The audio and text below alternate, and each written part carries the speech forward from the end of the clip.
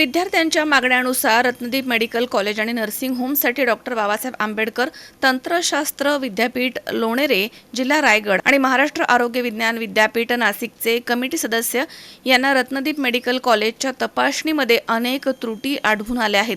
तसेच या ठिकाणी धक्कादायक बाब म्हणजे समितीला नर्सिंग कॉलेजच आढळून आलं नाहीये। त्यामुळे रत्नदीप मेडिकल संस्थेवरती कडक कारवाईचं आश्वासन विद्यापीठ समितीच्या सदस्यांनी दिलं आहे। गेल्या 5 दिवसांपासून रत्नदीप मेडिकल फाउंडेशनचे अध्यक्ष डॉक्टर भास्कर मोरे यांच्या विरोधामध्ये जोरदार आंदोलन सुरू आहे। दरम्यान पुणे विद्यापीठाची कमिटी येऊन गेल्यानंतर आज रायगड आणि नाशिक येथील कमिटीच्या सदस्यांनी उपोषणकर्त्यांच्या भावना जाणून घेतल्या। तसेच रत्नदीप मेडिकल कॉलेजची तपासणी केली। या तपासणीमध्ये समितीच्या सदस्यांना अनेक त्रुटी आढळून आल्या आहेत। कॉलेजमध्ये प्रवेश करताच रत्नदीप मेडिकलच्या व्यवस्थापनाचा आडमुठेपणा दिसून आला। चौकशीसाठी विद्यापीठ समिती येणार हे कळल्यानंतर कॉलेजला सुट्टी जाहीर करण्यात आली। त्यामुळे चौकशी समिती आणि व्यवस्थापन आणि कॉलेज स्टाफचा संपर्क येऊ नये यासाठी हा खटाटोप करण्यात आला होता। चौकशीसाठी आलेल्या अधिकाऱ्यांना 2 तास कॉलेजच्या गेटवरती थांबावं लागलं।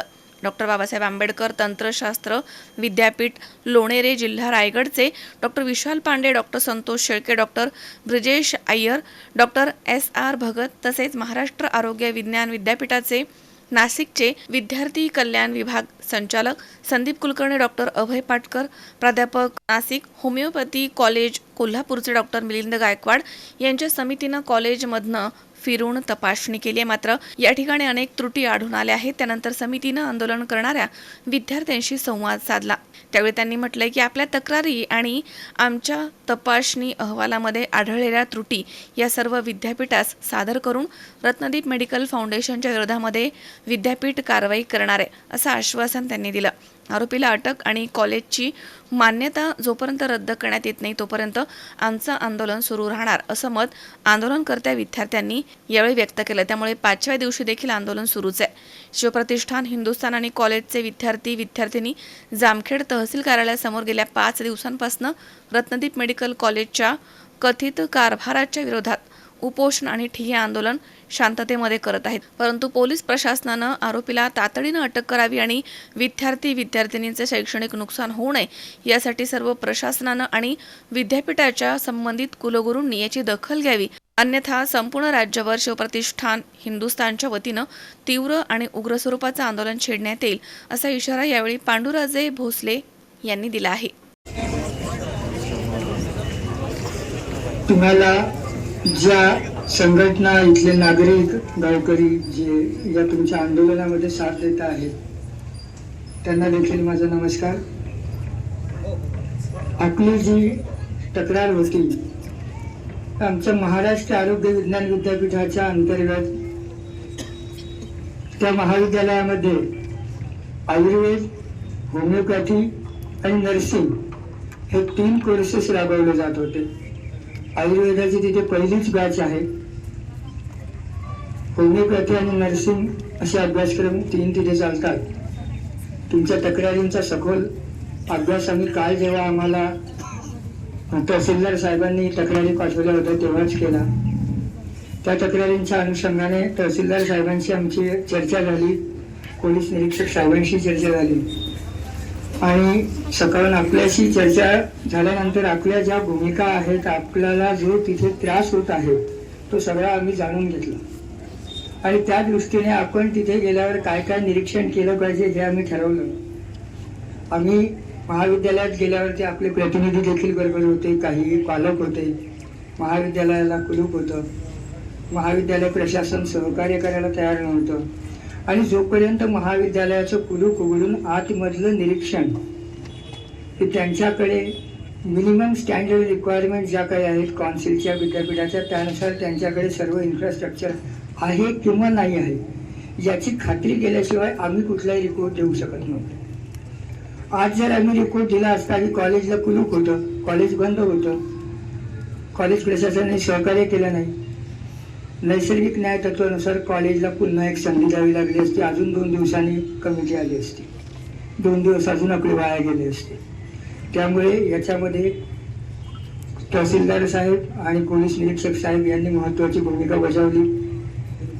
त्यांनी त्या कॉलेजचे जे काही संस्था चालक आहेत त्यांच्या प्रतिनिधींना तिथे चाव्या घेऊन बोलवलं. त्या कॉलेजचे प्राचार्य जे काही आहेत एका फॅकल्टीचे, आयुर्वेद फॅकल्टीचे, त्यांना तिथे बोलवलं. त्यांना घेऊन आम्ही कुलूप उघडलं. बाटूची पण टीम होती. बाटूच्या टीमनी त्यांच्या अभ्यासक्रमाच्या अनुषंगाने त्यांचं निरीक्षण केलं. आम्ही फिजिओथेरपी, नर्सिंग आणि आयुर्वेदच्या हिशोबाने तिथे निरीक्षण केलं. आमच्या बऱ्याचशा तिथल्या ग्रॉस निग्लिजन्स जो काही आहे, त्रुटी ज्या काही आहेत, म्हणजे गंभीर दोष ज्याला म्हणता येतील, त्या आमच्या निदर्शनास आलेले आहेत. पहिली सगळ्यात महत्वाची गोष्ट म्हणजे तिथे आम्हाला नर्सिंग कॉलेजच जागेवरती दिसलं नाही.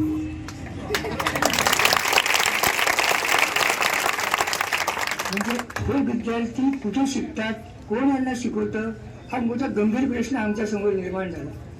आणि तुमच्या माध्यमातून विद्यापीठ प्रशासनाचे देखील डोळे उघडले की अशा पद्धतीने देखील कॉलेजेस कोणी चालवू शकतात.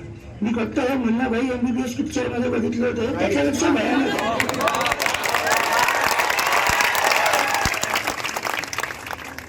याचा आम्ही सर्वंकष अहवाल तयार करतो. आम्हाला त्रुटी निदर्शनास आलेल्या आहेत. होमिओपॅथीमध्येही त्रुटी आहेत, आयुर्वेदातही त्रुटी आहेत, नर्सिंग कॉलेजच तिथे नाही.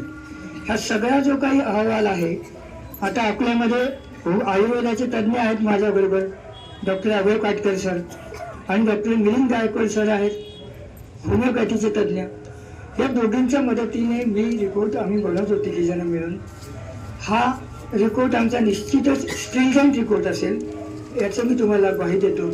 आणि या रिपोर्टनुसार निश्चितच महाविद्यालयावर पुढची कारवाई केली जाईल याची देखील मी विद्यापीठ प्रशासनाच्या वतीने तुम्हा सर्वांना ग्वाही देतो. मला जो काही आता महिना 2 महिन्याचा समजा वेळ लागेल, या वेळ लागण्याच्या दरम्यान जर तुमच्यावरती काही अन्याय अत्याचार होत असला, समजा कोणाची परीक्षा आणि परीक्षेचा फॉर्म भरून देत नसले, तुम्हाला माझा नंबर दिलेला आहे, माझ्याशी संपर्क साधा. तुमच्या परीक्षा ज्या काही आहेत त्या दुसऱ्या महाविद्यालयामध्ये घेण्याची आपण तजवीज करू. त्या महाविद्यालयात होणार नाही. प्रॅक्टिकल परीक्षा असो का मोठी परीक्षा असो, तर तुम्हाला जी अनुत्तीर्ण करण्याची धमकी दिली जाते ते त्यांच्या हातात आपण ठेवणारच नाही. जर समजा या 1-2 महिन्याची काही कार्यवाही करायला आपल्याला वेळ लागेल, याच्या दरम्यान जर परीक्षा आल्यात तर आपण त्या नजीकच्या होमिओपॅथी कॉलेजमध्ये घेऊ. तुम्ही अर्ज दिला तर तुमची भूमिका आहे.